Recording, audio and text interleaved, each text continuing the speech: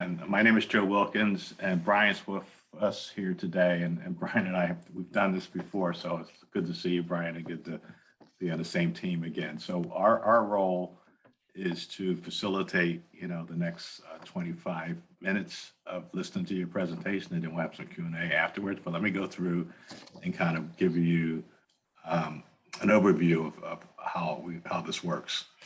And so this is the part of the competition that you're going to be taking on a fictitious business identity, as well as assigning a fictitious business identity to us as judges. So we're going to be in a role relative to your speaking and, to us in a certain role. So we want to make sure that we each know, who we are and that role before you begin. As you begin the presentation, help us to understand our role. You're going to have 25 minutes to describe the legal, financial, and ethical dimensions of the problem and to recommend a solution that passes muster on all three dimensions. That again is legal, financial, and ethical dimensions. During this time, you will be uninterrupted, so no interruptions.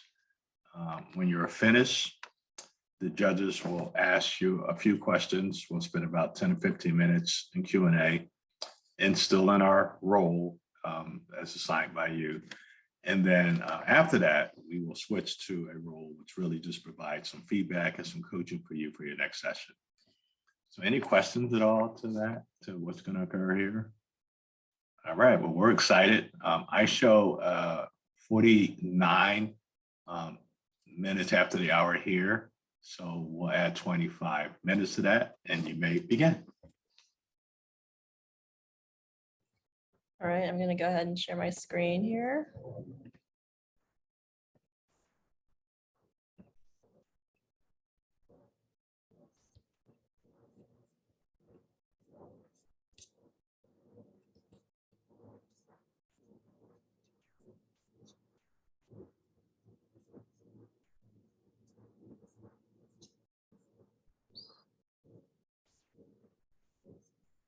Okay.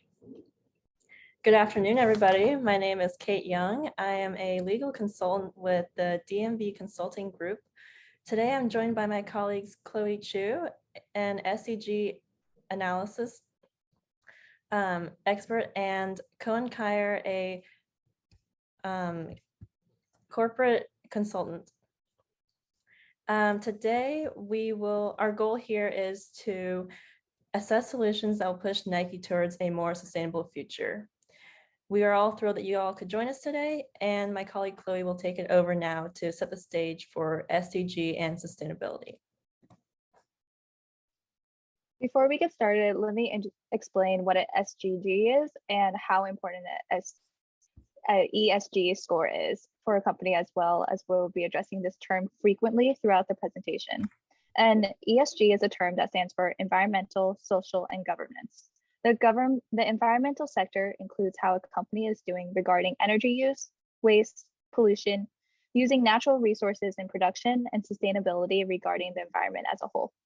Whereas the social aspect of the ESG focuses on the gender equality, health, and safety, and labor issues. Lastly, the governance sector is focused on business ethics, legal compliance, tax strategy, and board diversity. So why isn't the ESG so important for a company? Firstly, many investors look to incorporate ESG factors into their investment processes, as it leads to better informed investment decisions. Secondly, there's a positive link between higher ESG scores and financial performances for a company. Lastly, consumers are now demanding high standards of sustainability and quality of employment when purchasing a good or service from a company.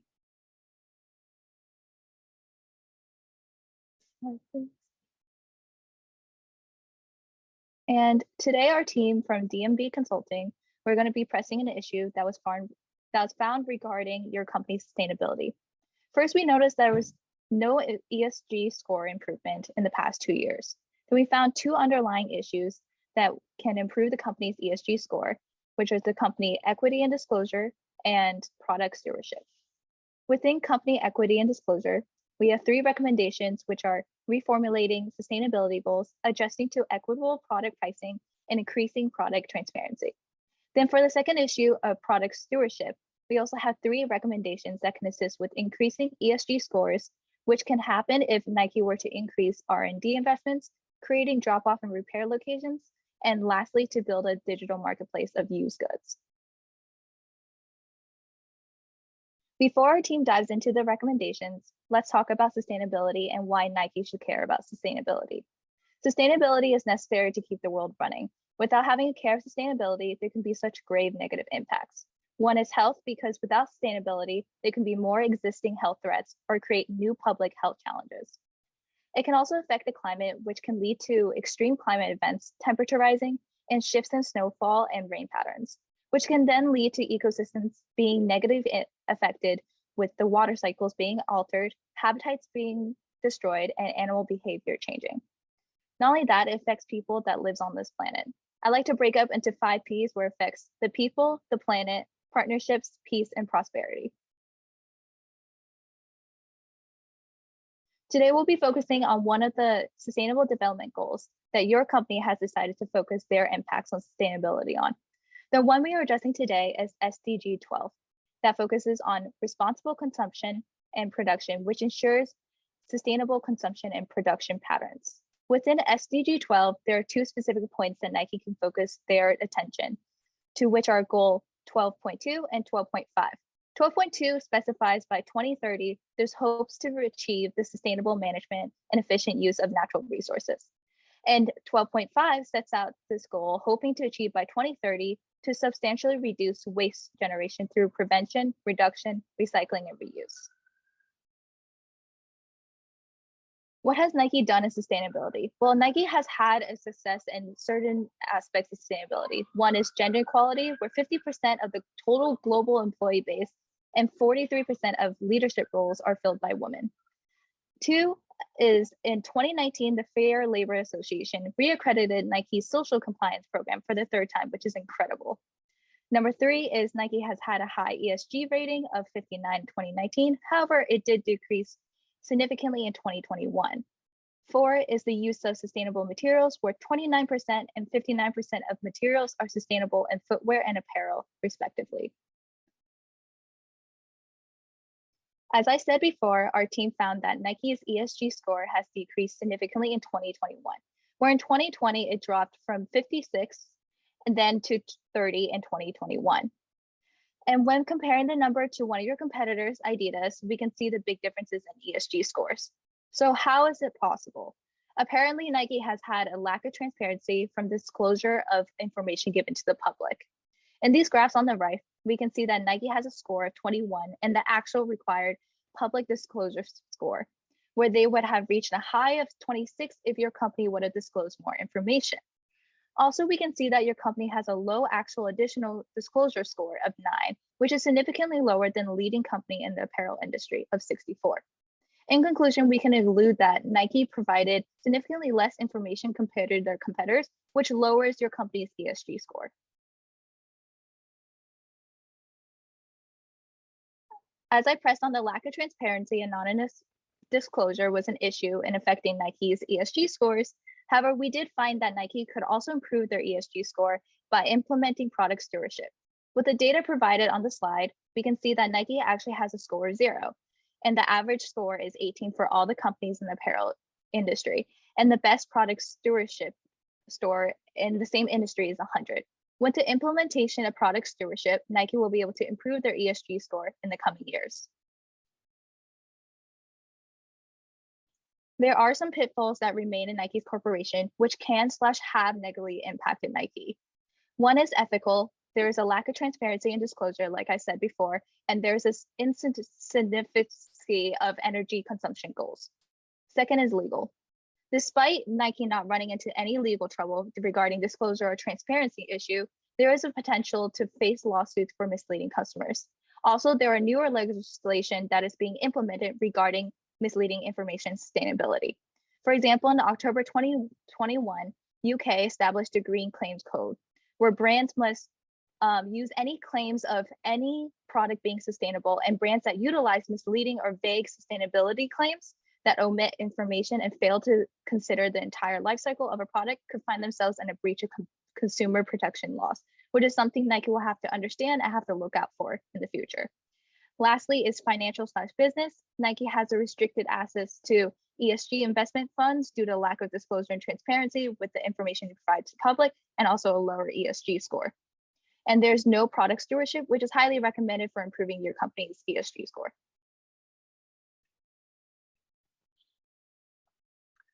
So I'd like to move on to our recommendations for Nike.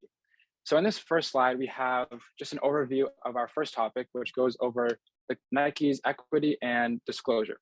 Our first recommendation revolves around reformulating the sustainability goals that Nike publishes to the public and to its investors.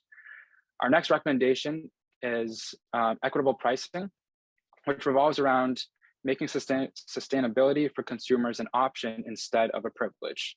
And finally, our last recommendation is centered around improving individual product transparency.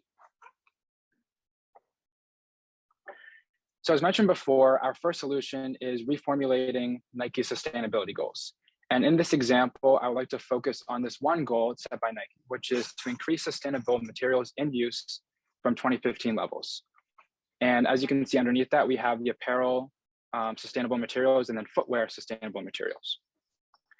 Currently, Nike's goal formatting has apparel, sustainable materials within apparel increasing by 40%, whereas the sustainable materials within footwear actually decreased. And then they had a net increase of 38%. So our recommendation is to reformulate this, this goal formatting into two separate categories. So 40% for the apparel and then -2% for the footwear. And we believe that this will be less deceptive to the public as they're reading this report and less deceptive to stakeholders as they're trying to figure out the actual environmental impact of Nike. And then additionally, we'd also like to point out that apparel is actually only 30% of Nike's overall revenue, whereas footwear accounts for 70%. So by combining the two percentage increases, so the 40% and -2%, it actually sort of hides the significance of that -2%, which accounts for 70% of the revenue.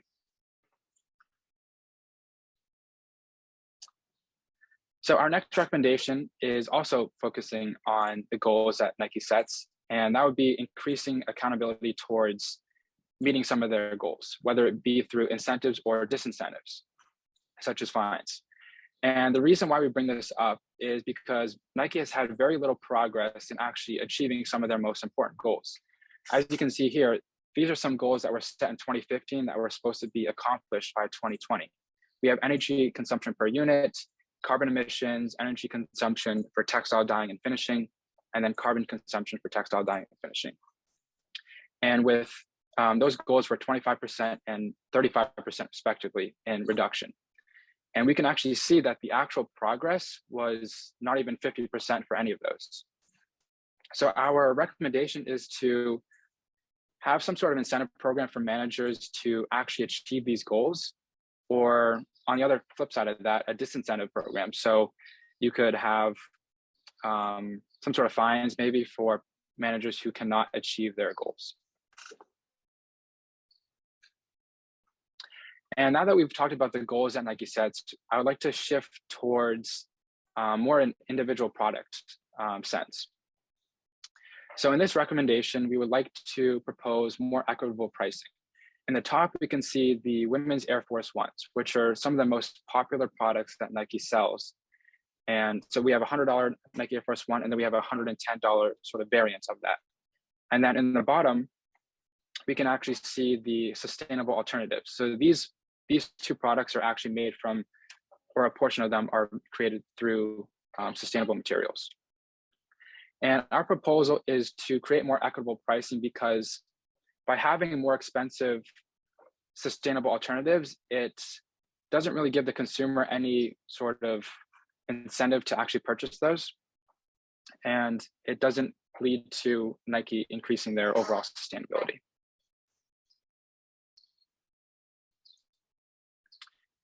And then our last recommendation, which focuses on this Nike equity and disclosure, would be increasing individual product transparency.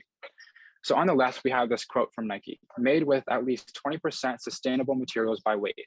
And this quote is actually on all sustainable products on their website. And as you can see, it's actually very vague. There's no indication as to what sort of materials are being used, how they were achieved, or like even the carbon footprint of those products. And underneath that quote, we actually have another screenshot from sustainable product listing. And the dropdown is how this was made. But as you can briefly skim it, it doesn't actually tell you how the product was made. It just gives you some very broad goals that Nike is trying to achieve. So our proposal is to shift towards something similar to what Allbirds does, which is another smaller shoe company. So as you can see on the far right, Allbirds breaks down the carbon emissions for their products. So you can see the materials is 5.9 kilograms of carbon dioxide. The manufacturing was 1.1, and then the total was 9.9 kilograms of carbon dioxide. So they actually break down each individual step of the process and how it affects the environment. And then in the middle, we have the actual materials that go into each product. So you have like shoelaces made from recycled plastic bottles, and then other sustainable products. So we propose Nike to utilize just a small portion of their resources to shift towards this more transparent model. Yeah. And so with that said, I would like to focus our second topic, which is on product stewardship. So the last one was the goals.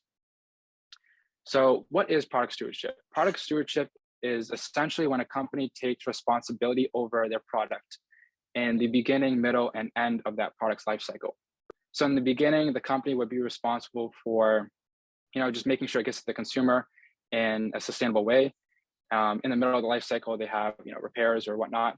But in the end, the company would also be responsible for making sure that product doesn't end up in a landfill, which is sort of the center of product stewardship. And we have 3 recommendations revolving around this product stewardship model. The first one is to increase research and development investments. This will allow products to be reused and recycled and have multiple life cycles without being just thrown out after one use, because the materials cannot sustain multiple life cycles.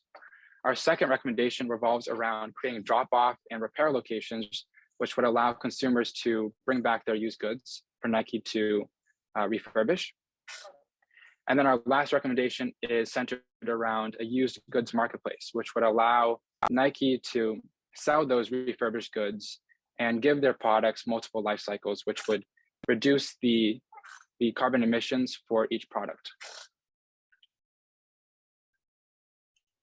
So as mentioned earlier, our first recommendation is centered around R&D. And on the left, we would actually like to highlight some of Nike's current progress. They actually have a process called Nike Grind, which is when they take manufacturing scraps, unused materials, and end-of-life shoes. They basically shred it all up, from the foam to the textiles to the plastic. They shred it all up, and they actually use it for things like turf fields or tracks as like a foundation. They also make flooring like foam underneath carpets. But our proposal is to increase this research and development into something similar to the right side, which is a fully recyclable plastic shoe. An example of this would be the Adidas Future Light Loop, which is a shoe that's made out of one material, one type of plastic, and is fully recyclable. And the difference between this shoe and then Nike Grind is that once a Adidas customer is finished with their Future Light shoe, they can simply give it back to Adidas. Adidas can completely break it down and then make a new shoe.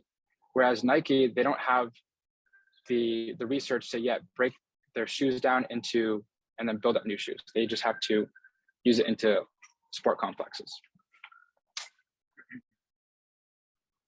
So following this previous recommendation of increasing R&D to make reusable shoes, we would like to propose Nike to create drop-off locations for their shoes. Currently, only 1 in 9 Nike stores actually accepts used goods across the entire country.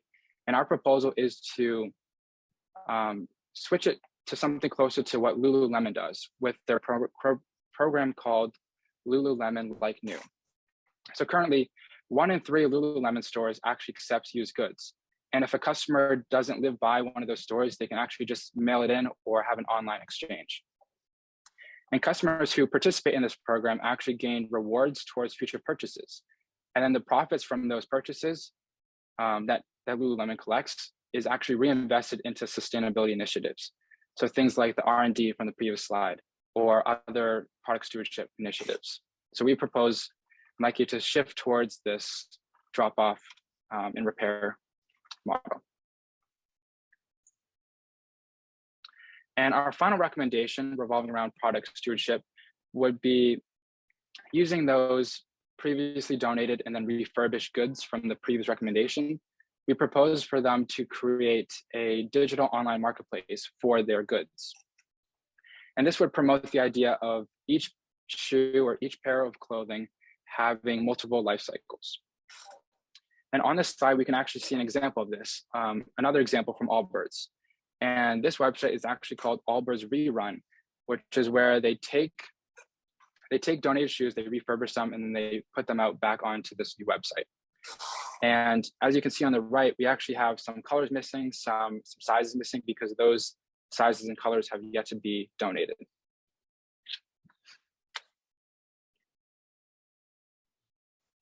Okay, and now we can see how these solutions can be actually implemented into your company. So first, we have our solution of transparency. There are 4 main components to this solution of transparency, which includes goal formatting, accountability, pricing, and individual product transparency. And so first, regarding goal formatting, we recommend to reformulate some of the goals in the annual progress report so that they more accurately reflect Nike's progress in sustainability.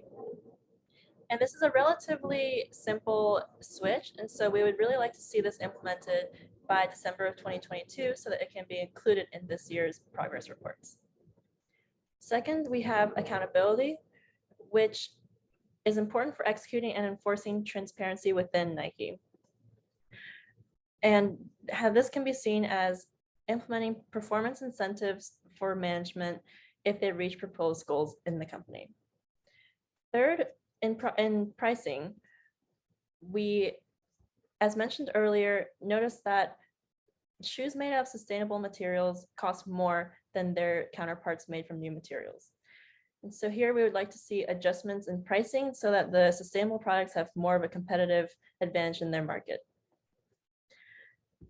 And lastly, individual product transparency. This would show the efforts that Nike has made to move towards its sustainability goals. It will be toughest to implement because it would involve much data gathering. However, given this, we would like to see the product transparency in effect by 2025. And the importance of this is that implementing this product transparency will basically provide a Hail Mary to sort of improve on the environmental sector of the S&P ESG score in which Nike lacks in.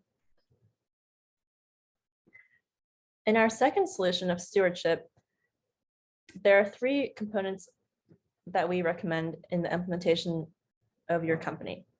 First, regarding research and development. Second, drop-off and repair centers. And 3, online marketplace. First, if we look to focus on R&D investments, it will allow footwear to be have a higher weight in. It will make footwear more representative in their sustainable materials, sustainable products, which currently holds a 30 to 70 difference between the apparel and footwear that are made from sustainable materials.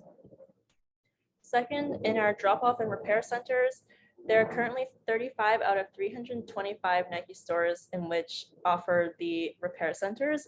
And for Nike to reach a more sustainable future, obviously this marginal number of 35 must be raised. And so we offer several solutions here, or several solutions for a timeline here.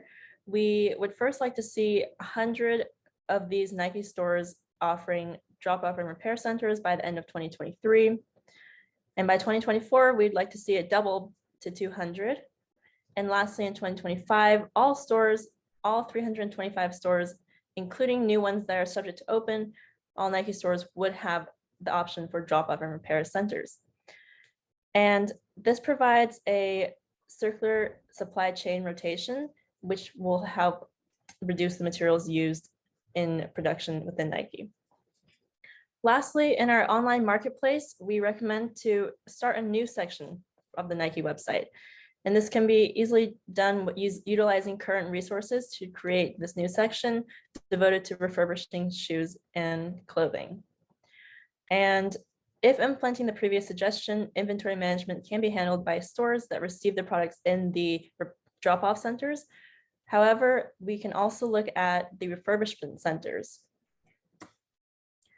So in front of you is the value chain of a refurbished shoe. To the left, we have some assumptions for the purpose of creating and illustrating this value chain. First of all, we'll take a sample size of 1 million pairs of shoes, which are donated and have an average value of $20. However, the main cost, the first cost of refurbishing a shoe is sending it back to the producer, to the manufacturer, in order to start this cycle. And that will take 7% of the product value. However, when it comes out of its refurbishment cycle, it'll have an increase of 20% of its product value, which brings it to its final product value of $30 on average. And to the right, you'll see the breakdown of the calculations here, where we first start off with $20 million in shoes, which are valued at $20 each for 1 million pairs of shoes. Next, we get into the reverse logistics, which is 7% of the $20 million spent in, or the value of these shoes. And second, within the actual refurbishment process, it will take 20% of the actual shoe value, which brings us to a final value of $5,400,000. And if we take this into consideration of the final product value, which it can be resold for, which is $30 million, you'll see that you gain a $24,600,000 profit from the refurbishment cycle of these shoes.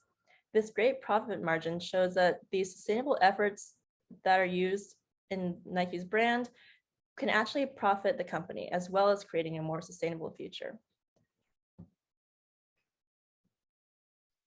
Now it's time to recap our recommendations for your company. The first one is increasing company disclosure and transparency through reformulating sustainability goals, equitable pricing, and product transparency. With these recommendations, we hope that the ESG score of your company would increase significantly, as there's a lack of transparency and disclosure information coming from Nike compared to your competitors. The second overarching recommendation is implementing product stewardship, which includes increasing R&D investments, creating drop-off and repair locations, and building a digital marketplace of used goods, which can then also benefit Nike by building a high ESG score, which can then allow consumers and investors to see the impact that Nike is having on sustainability in the world. Not only that, Nike could be positively influencing the industry to become more sustainable and helping the goals of the UN Sustainable Development Goal number 12 that are hopes to be achieved by 2030. I hope that our team at DMD Consulting has raised important aspects that Nike can improve on, so Nike can run to a sustainable and more profitable future. I hope you'll consider our recommendations. Thank you for your time. And does anyone have any questions? Oh, thank you so much. This is good. You're about 2 minutes over, just so you have that information. But a lot of great information.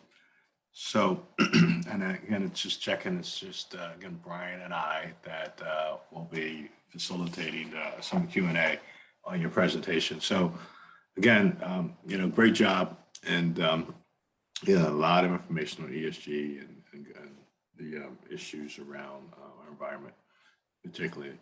So I'm going to start with Brian, with just opening up with him and giving him the floor relative to any questions that he has of the participants on the presentation.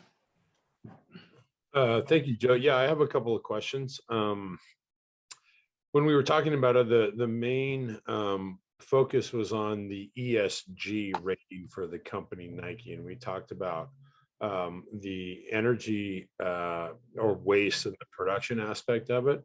I wanted to go into the social equality and the guidance aspects of ESG. I know we discussed specifically how Nike will be impacted from a profitability standpoint on the production of the shoes, but I'm curious to know if there's any research or any focus on stock price and how that's been affected by some of their social movements over the last couple of years in particular.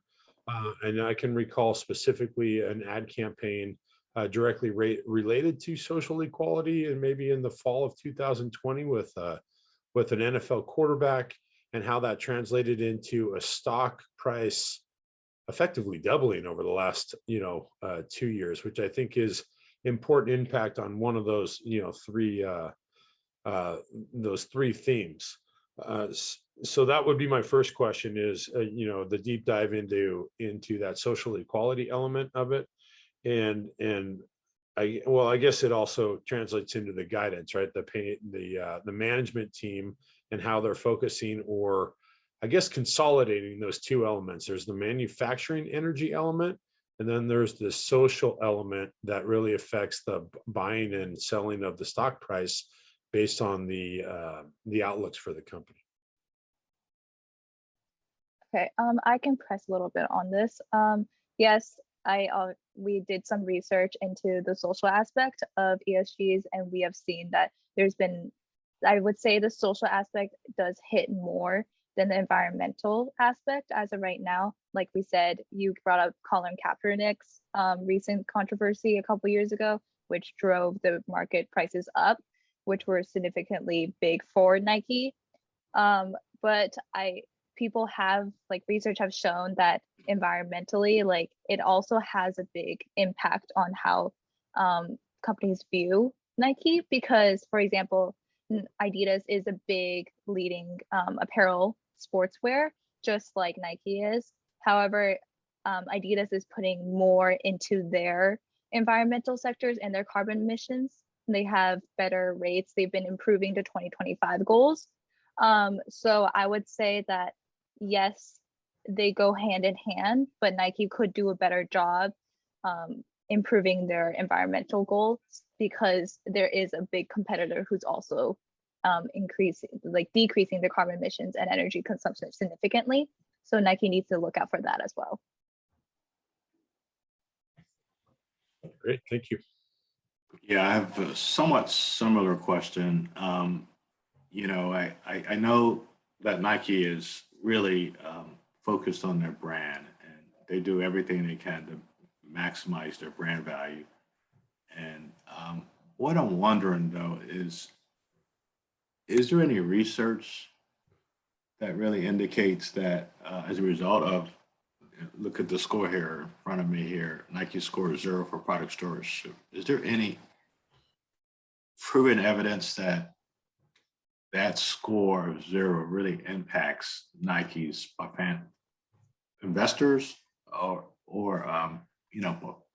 performance compared to their competitors? Is there, in other words, can I, as a board member, can I tie a direct correlation to, do we see a trend, a decline in our branding, a decline in our sales, a decline in our market, our competitors starting to overtake us? I'm looking for some anecdotal evidence that that this really matters, is the question. I know it's a tough question, but that's my role as a board member, to really ask those tough questions. I can Oh, go ahead, John. So the ESG score, it's this data actually is from the S&P 500, this spider chart right here, and the previous drop in so like 56 to 30 was also from the S&P 500. And this ESG score is basically like the center for ESG investing, which allows companies to show their progress towards the environment, to the social, and to governance goals. So by having a high ESG score and being included within like ETFs or index funds or mutual funds that that want ESG companies, so by being in that like group of companies, you have now a lot more access to capital, to investors who want a portfolio that's sustainable, that's good for society, that's good for governance. So that's like really the main benefit of having a high ESG score. It's being able to be clumped in with those companies like Microsoft or Apple or other sustainable companies, and having access to, you know, hundreds of billions of dollars or tens of billions of dollars of capital. Mm-hmm. So then, just a follow-up question, and so other than, I clearly see the issue around the product R&D research around ESG matters. Really, that's absent in Nike. So that, to me, it's the takeaway is let's go focus on that and see what that looks like. But the other question is it the other part of it? Is it really just that we're doing all these things, but we're not disclosing and reporting? Is that a simple fix for us just to do more transparent reporting on all the good work that we do at Nike?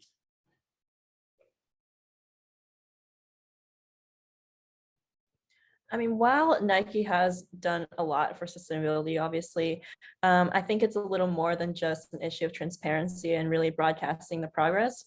As I believe there was a report from 2020 that set a goal for Nike, actually, that they would decarbonize their manufacturing processes. However, in the next year's progress report in 2021, the data showed that their carbon emissions increased.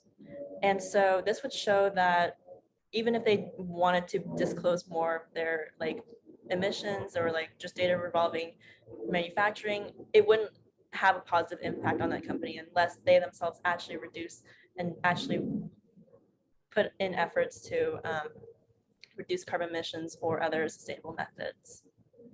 Well, thank you, Kate, for that. And then I'll pass it on to Brian. One more follow-up question then on that. So what you're saying is, you know, again, as a board of directors of Nike, is that I got our leadership problem where we're really believing in ESG, that we're not really, you know, we're just sort of checking the boxes. We're not really moving the needle on, you know, really focus on the environment, sustainability, our social. I think we're doing okay there, and our governance, maybe some opportunities, but really the environmental piece, we're just not. We're not real believers. It sounds like from a leadership perspective. Is that kind of a summary that I'm hearing from you? Yeah, so for example, most of or a lot of our data, like the goals, is from the company's impact report, which they publish annually. And so you have the sustainability goals in there, like we talked about. And most of that report is actually focused on the social aspect. So you can definitely see Nike's focus on social issues and equality and that sort of stuff. Within this report, it's, if I had to guess, it's like more than 50% just related to the social stuff and a little bit for environmental, maybe a little bit for some other issues. But yeah, they've definitely leaned into the social, and we're trying to like make it clear to them that the environment is just as important. Got it. Thank you, Brian. Yeah, I just have one quick follow-up question on that, and I think it's along the same lines as Joe. It's the separation of the three letters, right? It's the energy seeming to have a higher built-in cost associated with it, which is almost a deterrent in some regard, right? If we're trying to flip profit, right? My ability to recycle those shoes and the margin associated with it is very different than the margin I'm seeing on a new pair of shoes, or perhaps finding that, you know, maybe it's a woman CEO and the impact that that's going to have on both my governance and my social equality. It seems to me that there's a strategy to move, as Joe is intimating, to move away from the manufacturing aspect because it's perhaps a more difficult to achieve goal. Is that maybe, you know, accurate to say? And what are maybe some solutions to turn the tide on that, understanding that, you know, all of these things relevant to each other, you know, should be kind of in stride?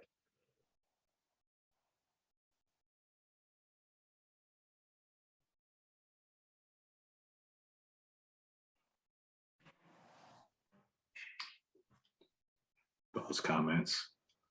If there are no thoughts or comments, I don't know what slide, but one slide I got confused on the pricing.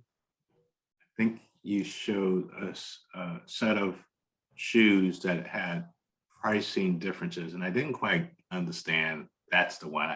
I didn't quite understand this slide. Can someone just briefly Yeah, sure. simplify that? So the top left is your typical Air Force Ones, like the most popular, one of the most popular shoes that Nike sells. That's $100. And then to the right of that, you have a variant of the Air Force Ones. It's got like a special name and it's a little bit more expensive. Then below that, you have the closest alternative to the regular Air Force One, which is just a full white shoe. It's $105. And then to the right of that, you have the closest variant to the shoe up top. So that's $120. And this slide is just showing the price differences between the regular Air Force One and then their closest alternative that's sustainable. Okay, all within the same brand, right? All within Nike's offering. Yeah, this is all Nike. Yep. Okay, I think I got it. I would just add a little comment to Cohen's explanation, but I think the main issue that we're trying to push here is that sustainability should not be a luxury. It should not be a privilege that only a percentage of the world's population can afford. If we really want to see a change in sustainability in the future, I think that Nike has to implement like a solution that can make sustainability more affordable and more accessible to larger populations. And we also really want to push this because it's an ethical and like equity issue that kind of overlaps with the environmental issue. And so by creating this shoe that is more expensive and more costly, it just does not promote, it really does not give anybody an incentive to want to buy the sustainable shoe. Okay, that's helpful. Thank you. I got it now. That's really good. Okay, anything else, Brian, then? No, I think you guys did a great job. It's very informative and, quite provoking.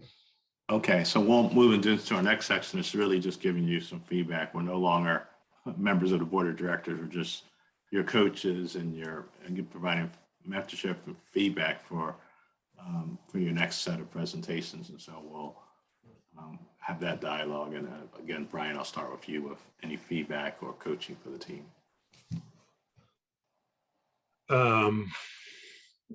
Well, number one, I think it's, in having this topic come up in the everyday business world, right? I work in a property management. We talk about sustainability of buildings every day, right? And what it's a hot topic, a hot button topic. But I think as it relates to Nike, as it would in my own industry, it's the understanding that it's for a brighter future, or the sustainability element, but it's also has to be encapsulated in a profitable business, and being able to highlight some of those numbers as they relate to material costs or what's impacting that margin number, or not being able to get to the same number on the sustainable shoe as the other one, that slide we just showed, right? How we get kind of the baked in aspects of those numbers and being able to splice those out to showcase, what's doable, or, what is what I'm trying to say, an acceptable level of sustainability, right? Because it's more challenging, as we just, said in certain aspects, but that doesn't mean it should be less, to Kate's point. Okay. Yeah, so my sense of just some feedback and coaching is timing is important. So, just a bit over, but as you move into your next section, it's going to be much tougher. You're only going to have 10 minutes. So you're going to have to really work hard to really be crisp and concise in terms of your value proposition and your proposal solutions and response to the question. So really want to be thoughtful about the timing in the next round. The slide deck is very professional and very well done. I could read and clearly and graphs, the concepts in the slides quite effective, and so well done. Like the kind of the menu and some of the slides that kind of tell us where we're at, which is really, really good. I think one of the most powerful messages for me, which was sort of laced throughout the presentation, was a couple of other competitors came up. And, you know, the shoe business is a very competitive environment. So when you throw Adidas out there, and I think it was another couple of other companies out there, I think that's pretty powerful. Is if we and Nike starts falling behind in our competitive environment in any area, we need, that's an alarm bell. We need to be, you know, alarm woken up and making sure we're focused on those areas. So I think the competitive nature of this market and business is important. I also mentioned branding and the consumer perspective is important as well. So maybe a little research, if there is anything that really backs up the consumer's demand for sustainability products. If I didn't see that in here, but maybe it is, but I know personally there is demand there for that, and particularly around anything made of plastic or rubber. It's just pretty clear around those different products. So, you know, I think that, again, really well done.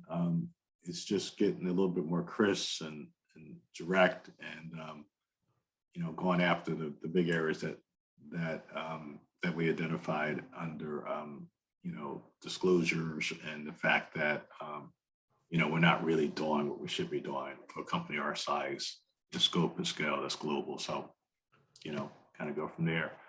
Can't think of anything else, but you know, that's well done, great job, and we look forward to you know, Brian, if there's anything else that. Yeah, I just want to add one thing, right? It's a presentation, right? And it's a competition, right? You have some certain, you know, different characteristics, right? We're on Zoom, right? We don't have a physical presence. And I think, you know, there's some challenges in that, but your energy in your presentation, your smile, that's going to go a long way to how people are absorbing what you're saying, right? Enunciating in tone and stuff like that. Whenever you're giving any kind of, you know, speaking to a crowd, those body language elements really play a factor. So something to be mindful of. Yeah. And just to reemphasize, very, very important topic. I serve on a number of boards, and I'm often called in my role. I serve on, you know, the governance and nominating committee, and that usually ESG work falls into my committee.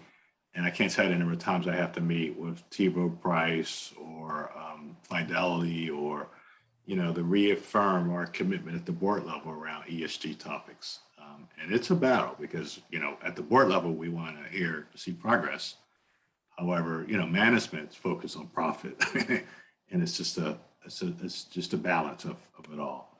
And so we just got to keep it in the forefront of our future. We see it as a competitive advantage, not just checking a box. It's just important to you know, be educated and viewed on a more important. So great work, great job. Any questions for us at all before we say goodbye, and then we'll go with Nancy? I don't have any questions personally, but I would just like to thank you all for your time, and your feedback is really appreciated for our whole team. Thank you. I don't know if you all have questions.